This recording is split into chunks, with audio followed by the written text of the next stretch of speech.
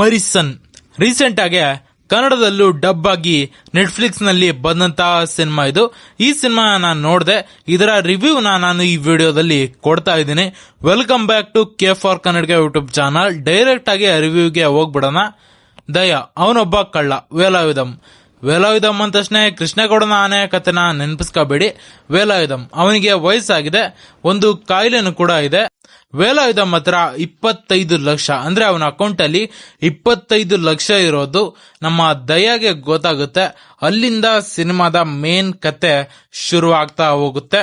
ದಯಾ ಜೈಲಿಂದ ಬಂದ್ಮೇಲೆ ಕಳ್ತನಕ್ಕೆ ಮತ್ತೆ ಹೋಗ್ತಾನೆ. ಅಲ್ಲಿ ಅವನಿಗೆ ವೇಲಾಯುಧಂ ಹೇಗೋ ಸಿಗ್ತಾನೆ. ಅಲ್ಲಿಂದ ಅವರ ಪಯಣ ತಿರುವನಂತಪುರಂಗೆ ಸಾಗುತ್ತೆ. ಇದು ಸಿನಿಮಾದ ಮೇನ್ ಪ್ಲಾಟ್.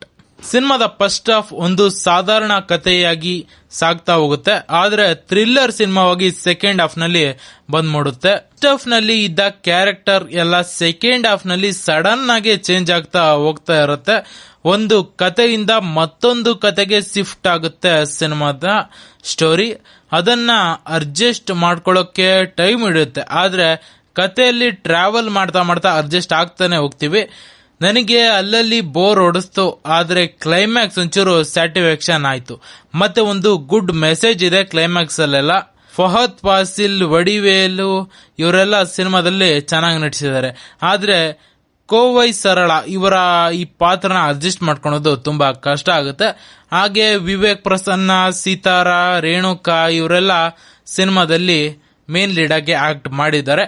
ಟೋಟಲ್ ಆಗಿ ಸಿನಿಮಾ ಚೆನ್ನಾಗಿದೆ, ಸಲ ಟ್ರೈ ಮಾಡಬಹುದು. ಸಿನಿಮಾ ನೆಟ್ಫ್ಲಿಕ್ಸ್ ನಲ್ಲಿ ನಮ್ಮ ಕನ್ನಡ ಭಾಷೆಯಲ್ಲಿ ಅವೈಲಬಲ್ ಇದೆ. ಇದಿಷ್ಟು ಸಿನಿಮಾದ ರಿವ್ಯೂ ಆಗಿತ್ತು. ಇಲ್ಲಿಗೆ ಈ ರಿವ್ಯೂನ ಮುಗಿಸ್ತಾ ಇದ್ದೀನಿ. ಎಲ್ರಿಗೂ ಒಳ್ಳೆದಾಗ್ಲಿ. ಜೈ ಹಿಂದ್, ಜೈ ಕರ್ನಾಟಕ. ಮತ್ತೆ ಎಲ್ರು ನಗ್ನಗ್ತಾ ಇರಿ, ಖುಷಿಯಾಗಿರಿ. ಬಾಯ್.